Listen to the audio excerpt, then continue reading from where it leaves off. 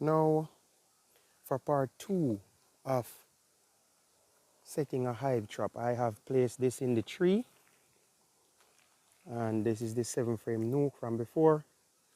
I have used a stick to support the back of the nook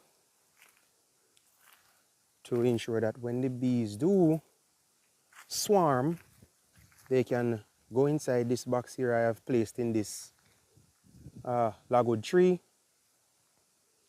So before they fly away from right here, they would swarm, because I have placed this at the front of the apiary, right there. And I have sprayed it with lemongrass oil.